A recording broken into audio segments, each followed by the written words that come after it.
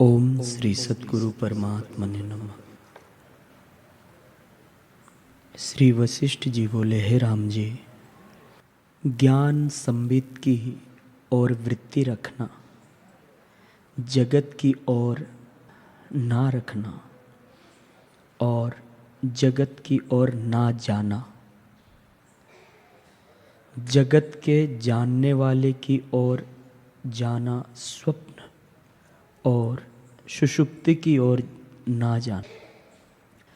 भीतर के जानने वाली जो साक्षी सत्ता है उसी की ओर वृत्ति रखना ही चित्त के स्थित करने का परम उपाय है। संतों के संग और शास्त्रों से निर्णय किए अर्थ का जब अभ्यास हो तब चित्त नष्ट हो, और जो अभ्यास ना हो तो भी संतों का संग और सतशास्त्रों को सुनकर बल कीजिए तो सहज ही चमत्कार हो आवेगा।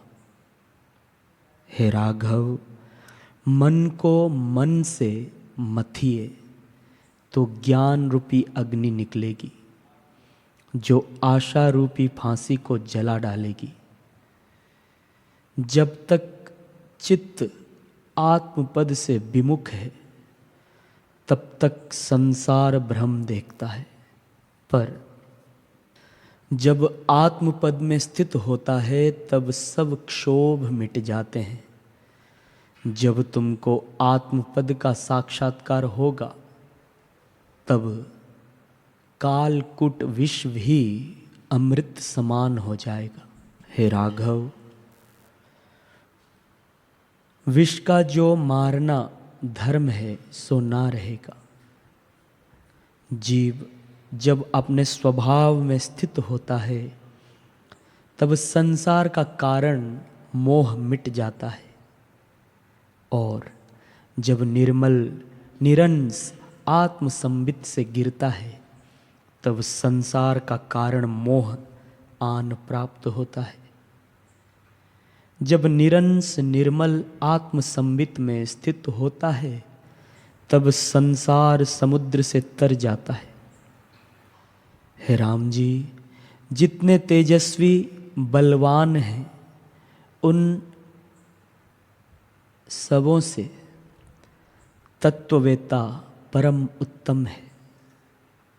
उसके आगे सब लघु हो जाते हैं, और उस पुरुष को संसार के किसी पदार्थ की अपेक्षा नहीं रहती, क्योंकि उसका चित्त सर्वदा सत्य पद को प्राप्त हुआ है। हे राम जी, यह संसार नामी माया अनंत है और किसी प्रकार इसका अंत नहीं आता। जब चित्त वश हो तब यह निवृत्त हो जाती है, अन्यथा नहीं निवृत्त होती। जितना जगत देखने और सुनने में आता है वह सब माया मात्र है, और माया रूप जगत भ्रम से भासता है। इस पर एक पूर्व इतिहास हुआ है, सो तुम सुनो। हे राम जी, इस पृथ्वी पर कौशल नाम एक देश है जो सुमेरु पर्वत रत्नों से पूर्ण है, और जो उत्तम पदार्थ हैं वे सब उस देश में हैं।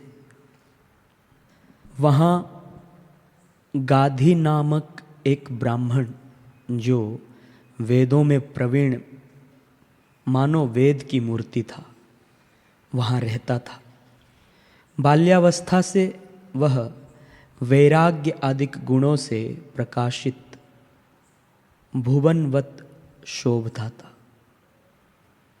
एक समय वह कुछ कार्य मन में धर के तप करने के निमित्त वन में गया, और उस वन में एक कमलों से पूर्ण ताल देख कंठ पर्यंत जल में खड़ा होकर तप करने लगा। 8 मास पर्यंत दिन रात्रि जब जल में खड़ा रहा तो उसके दृढ़ तप को देखकर विष्णु प्रसन्न हुए, और जहाँ वह ब्राह्मण तप करता था वहाँ ज्येष्ठ आषाढ़ की तपी पृथ्वी पर मेघवत आकार कहा, हे ब्राह्मण, जल से बाहर निकल और जो कुछ वांछित फल है वह मांग। तब गाधी ने कहा, हे भगवन, असंख्य जीवन के हृदय रूपी कमल के छिद्र में आप भंवरे हैं और त्रिलोकी रूपी कमलों में आप तड़ाग हैं। आप ऐसे ईश्वर को मेरा नमस्कार है। हे भगवन, यही इच्छा मुझको है कि आपकी आश्चर्य रूप माया को, जिससे यह जगत रचा है, किसी प्रकार देखूं। तब विष्णु जी ने कहा, हे ब्राह्मण, तुम माया देखोगे और देखकर फिर त्याग भी दोगे। ऐसे कहकर जब विष्णु अंतर्ध्यान हो गए तब ब्राह्मण वर पाकर आनंदवान हुआ और जल से निकला। जैसे निर्धन पुरुष धन पाकर आनंदवान होता है, तैसे ही वह ब्राह्मण वर पाकर आनंदवान हुआ। चलते बैठते उसकी सुरती विष्णु के वर की ओर लगी रहे और यही विचारे कि मैं माया कब देखूंगा। एक काल में उसी तालाब पर वह स्नान करने लगा और डुबकी मार मन में अघमर्षण मंत्र करने लगा। अघमर्षण पापों के नाश करने वाले मंत्र को कहते हैं।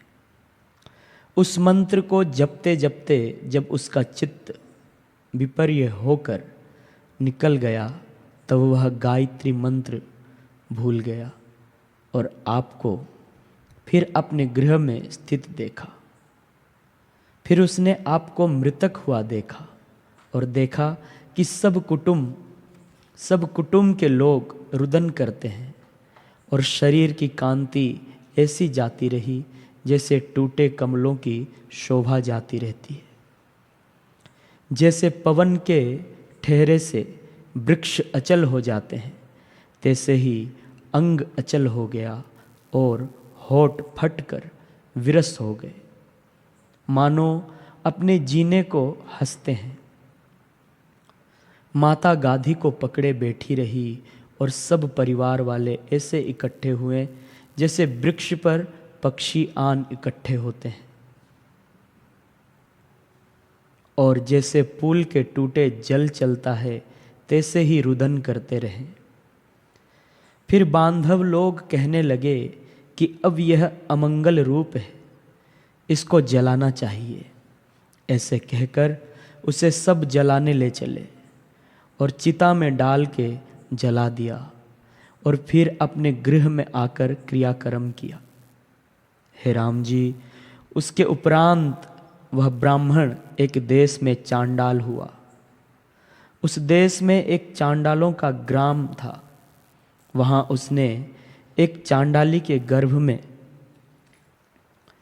स्वान की वृष्ठा में कृमिवत प्रवेश हुए देखा और समय पाकर भग से बाहर निकला। जैसे पका हुआ फल वृक्ष से गिरता है, तो वहाँ वह बहुत सुंदर बालक जन्मा और चांडाली इससे प्रीति करने लगी। इस प्रकार दिन दिन बढ़ने लगा। जैसे छोटा वृक्ष बढ़ जाता है, निदान वह 12 वर्ष का होके फिर 16 वर्ष का हुआ, तब श्वानों के साथ लेकर वन में जावे और मृगों को मारे और इसी प्रकार बहुत स्थानों में विचरे। फिर उसका विवाह हुआ। तब उसने यौवन अवस्था को यौवन में व्यतीत किया और बहुत बड़ा कुटुंब हुआ। फिर जब वृद्ध होकर शरीर जर्जरीभूत हो गया तो तृणों की कुटी बनाकर जा रहा। जैसे मुनीश्वर रहते हैं। देवशात वहाँ दुर्भिक्ष पड़ा और इसके बांधव क्षुधा से मरने लगे। तब वहाँ से अकेला निकला और बहुतरे स्थान लांघता हुआ कांत देश में पहुंचा।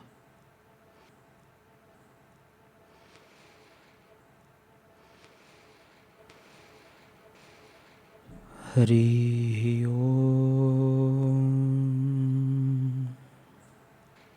ओम सहना भवतु सहनो भुनक्तु सह वीर्यं करवावहै तेजस्विनावधीतमस्तु मा विद्वेषावहै।